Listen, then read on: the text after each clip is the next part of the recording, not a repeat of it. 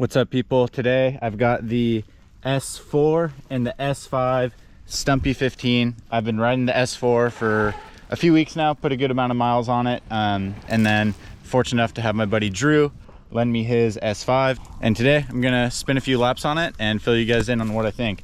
I'm 6'1", so I'm kind of smack in the middle in between these two sizes, and I know a lot of other people are. And regardless, it's just fun to mess around with different sizes and geometry in the same platform. I've already done one lap on the S4 at the home test track at Brioni's.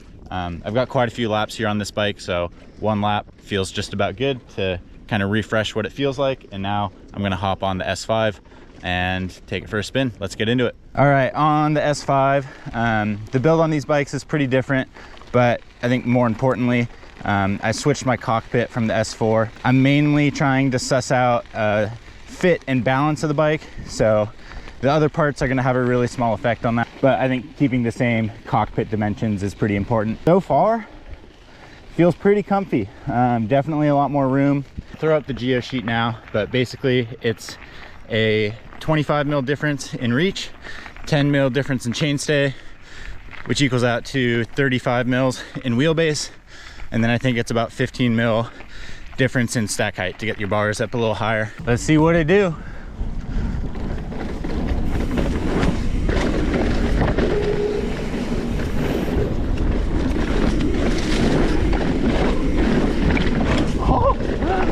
Oh man. Ah! Oh shit.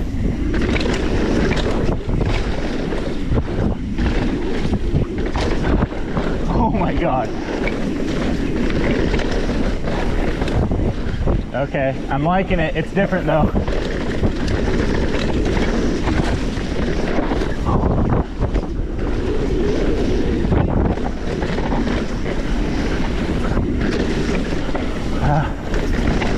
Oh.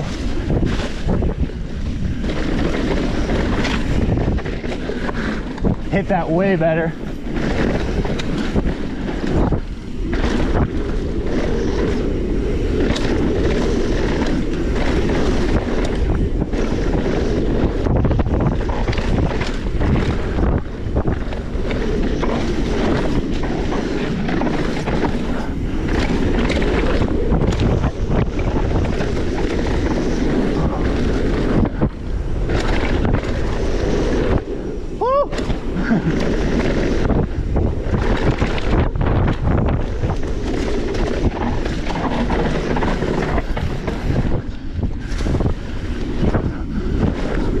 Well, that was interesting. Pretty big difference. It did a few things better, and then a few things I'm gonna have to adjust to.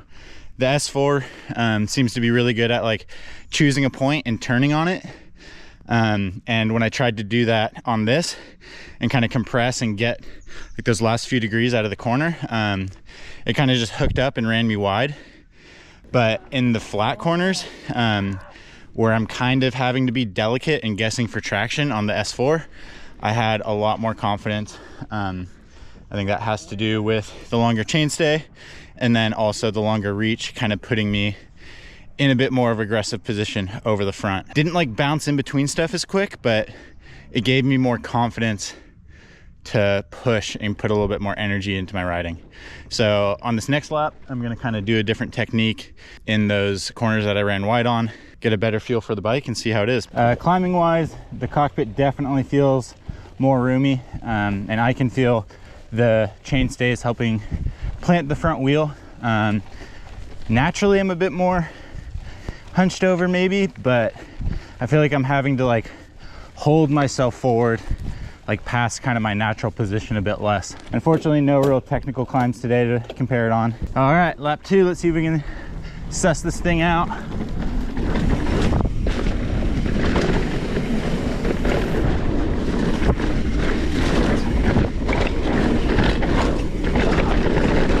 Yeah, got it better.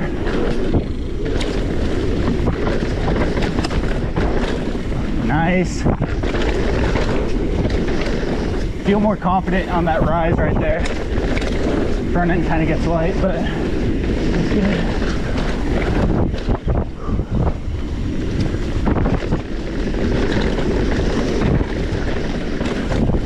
That feels better.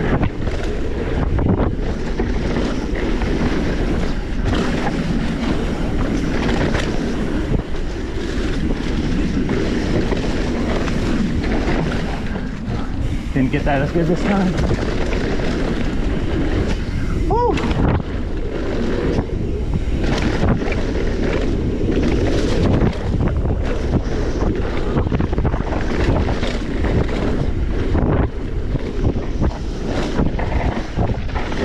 Oh yeah.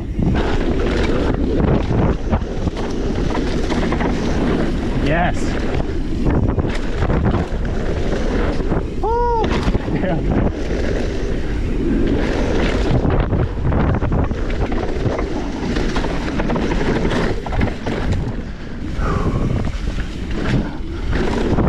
All right, that was a sick lap. That was a lot better. You guys saw me kind of get out of those corners in the direction I wanted to go, and I got a really good feeling for this bike. I mean, there's a few sections on that trail that are kind of loose and crazy, and I do feel kind of apprehensive on the S4, and this I just feel pretty safe, and I'm hitting that step up faster and further than I'm comfortable on the S4. And it's stuff I'm not really having to think about. It's just like, oh yeah, I'm confident to let off the brakes here. There's a few sections where I do notice the bike like being a little harder to get up and over things, like specifically in that hard braking section. I do a little roller gap before the corner. I'm feeling like it's kind of hard to get the bike up and over, whereas the S4 is like much happier to kind of like get into that bunny hop and jump that quicker and easier. This is just requiring a lot more force, and I'm not getting as much pop. Yeah, like I said in the first lap, like all those kind of low traction flat corners, I have more feel and more confidence on this bike. Where it's not as good is there's two sections on this track that have 3 back-to-back corners. It does feel like more lethargic. I'm able to get through them good, but it's not as happy just to bounce quickly in between those. I feel like the bike's more planted and kind of takes a smoother line, but on the S4 I feel like I can really flick the bike one way or another and get those direction changes to come like really fast and easy. But yeah, besides that, I mean, there is just way more space in between the wheels. I can be a little bit more relaxed with my body position. It still puts you like fairly over the front, still wants you in that aggressive position, but I feel like I'm having to be a little less delicate with it, which makes me just like a little bit more confident with my riding. I feel like I'm having to hold myself in a bit more of a precise zone on the S4. This one, the body position's honestly fairly similar.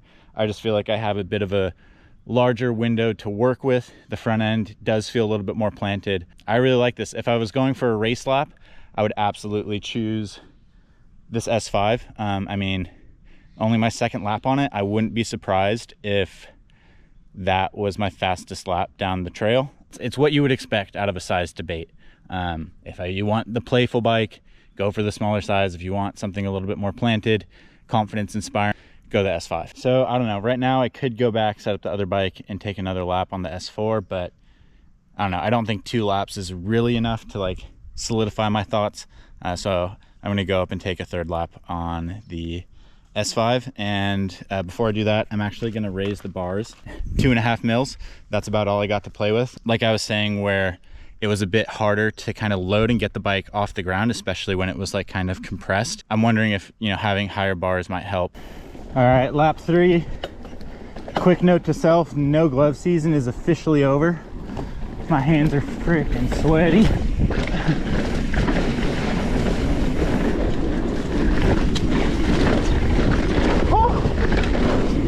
Oh my God, made a mistake there, that was weird.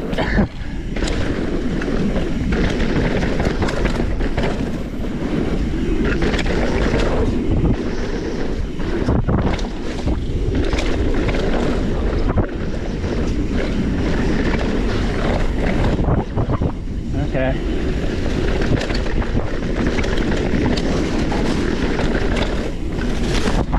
I kind of felt the best so far.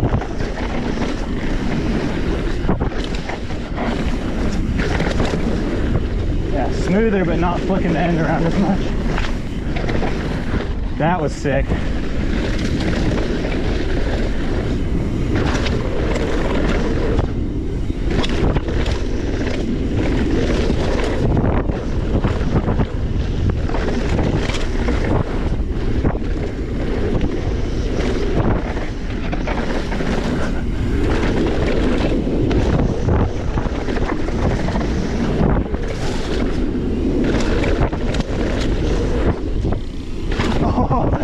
I got that gap.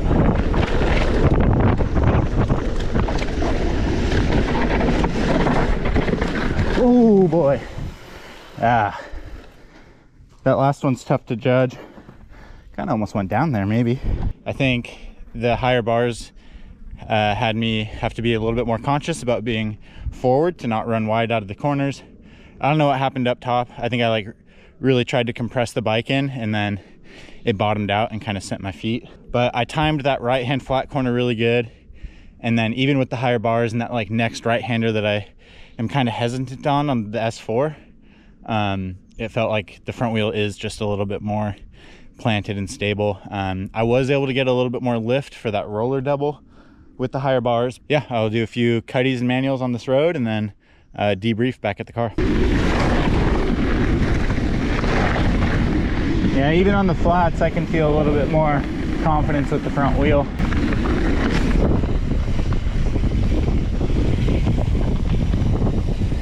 The balance point, it takes a bit more effort to get there, but once I'm there, it almost feels more stable. See, yeah, it takes a little bit bigger of a pull, but then once you're here, it likes to stay there. How long do you guys want to watch this? I'll keep going. On the shorter chainstay bike, it feels like I can easily go over the back too much, and then sometimes that causes me to overcorrect. That was pretty good. When people say, oh, the bike's hard to manual, it's like, what do you mean by that? Is it harder to get into the manual? Is it harder to hold the manual?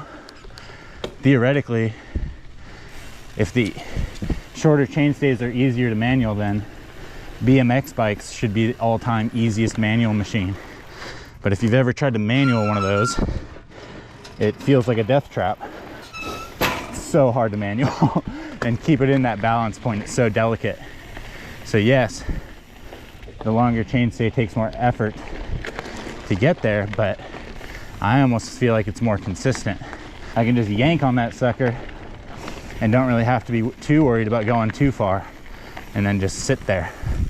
But for all you shorter legged homies out there, that might be a bigger issue. But for all my tall kings, consider that. All right, pretty much finished up here.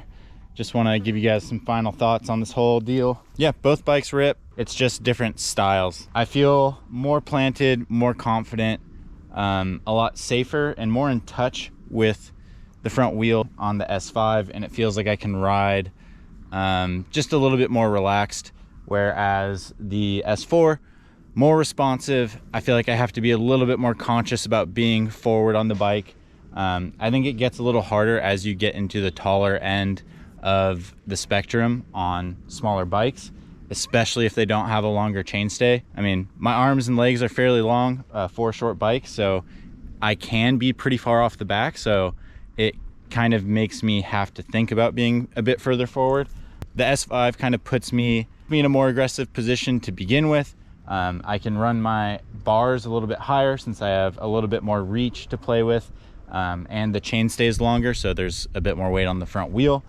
And it feels like I'm kind of just sitting in a bit of a more comfortable operating zone. But then again, that makes the bike not as flickable, and it doesn't bounce in between tight corners as well.